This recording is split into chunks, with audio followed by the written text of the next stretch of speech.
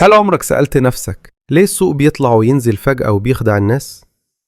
اللي حضرتك شايفه ده يبقى الباور اوف 3.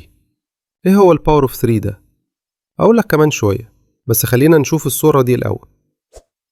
اللي حضرتك شايفه ده يبقى AMD. نقول تاني، يبقى ال AMD. طب ايه الفرق بينهم؟ مش الاتنين واحد؟ انت صح، الاتنين واحد، لكن فيتاك تفصيلة صغيرة، وكل ده هنعرفه خلال الكورس ده. هنعرف ايه هو الباور اوف 3 وايه الفرق بينه وبين ال AMD، وسمعك بتقول مفيش فرق بينهم، بس هتشكرني بعدين لما نور عقلك بالمعلومات اللي هتسمعها مني. يلا بينا، وصلوا على النبي صلى الله عليه وسلم. وقل رب زدني علما. السلام عليكم ورحمة الله وبركاته. أنا كارم محمود، مشهور بكريم، مؤسس قناة كارم بو 3، ومتداول بخبرة 4 سنوات في أسواق الفوركس. رحلتي بدأت من شغفي بالتحليل العميق والبحث عن أبسط وأدق الطرق اللي توصلني للربح المستمر، لحد ما وصلت لاستراتيجية بو 3، واللي حرفيا غيرت طريقة تداولي ونظرتي للأسواق بشكل كامل. في الكورس ده مش هعلمك بس استراتيجية وخلاص، أنا هنا عشان أغير طريقة تفكيرك عن التداول تماما، وأبني معاك عقلية المتداول الذكي اللي يقدر يقرأ السوق ويفهمه بدون تعقيد. لو دي أول مرة ليك هنا، اشترك في القناة وفعل الجرس عشان توصلك كل حلقات الكورس بالترتيب وتستفيد أكبر استفادة ممكنة. طيب، إيه هو أصلا بو 3 اللي دايما بتسمع عنه؟ Power of 3 هي اختصار لجملة أو قوة ال3 مراحل. ببساطة هو موديل بيشرح لنا الطريقة اللي بيتحرك بيها السوق في يوم التداول أو خلال جلسات التداول. السوق مش بيتحرك بشكل عشوائي، دايما بيتكون من 3 مراحل أساسية. Accumulation، مرحلة التجميع. هنا السوق بيتحرك بشكل هادي وبنطاق ضيق أو رينج، بيجمع أوامر الناس اللي فاكرة إن السوق نايم.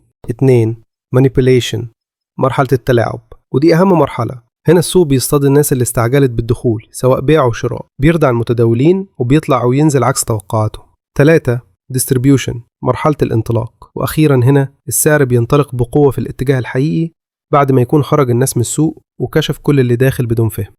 الخلاصة، Power of 3 بيساعدك تفهم مراحل السوق عشان تدخل مع الاتجاه الحقيقي خلال اليوم وتتجنب فخ التلاعب اللي بيخسر فيه معظم المتداولين.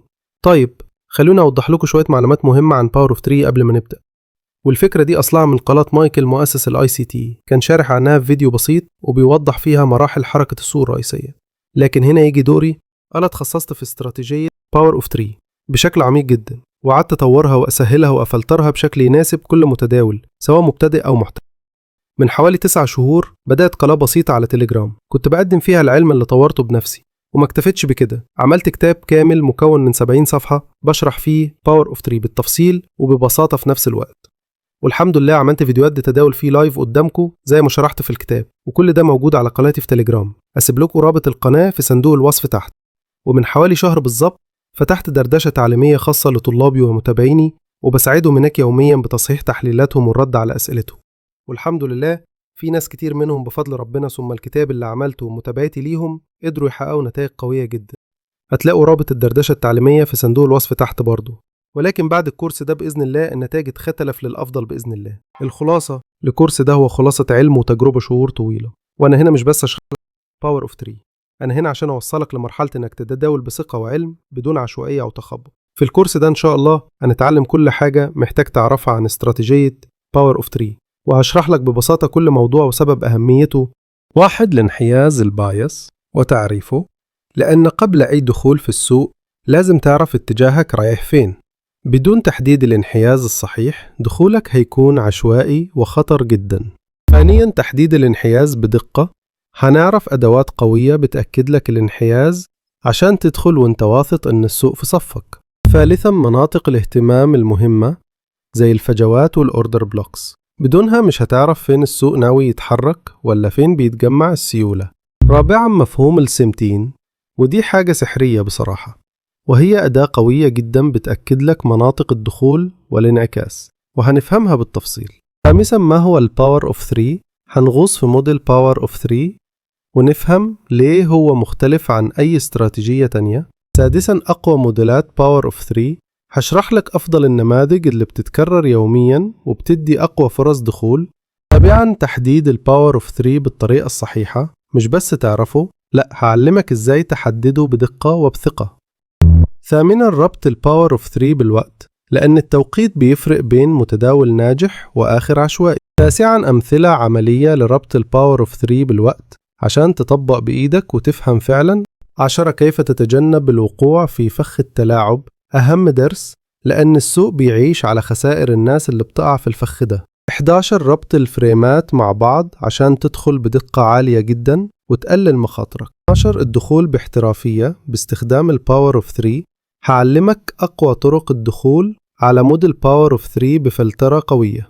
13، أنواع الدخولات، لأن مش كل دخول زي التاني، هنفهم متى نستخدم كل طريقة. 14، أمثلة عملية ودخول صفقات حقيقية، هوريك كيف تدخل صفقات بجودة عالية وتفهم السوق فعلا. 15، عقلية متداول باور اوف 3، لأن العقلية هي اللي بتفرق بين متداول ناجح ومتداول عادي. 16، كيف تبني موديل خاص بيك. في آخر الكورس هساعدك تطور أسلوبك الخاص بناء على الباور اوف 3 وتكون مميز عن أي حد. 18، النهاية والتوجيهات المهمة، هسيبك بكلمات هتساعدك تحافظ على استمراريتك في السوق وتحمي رأس مالك.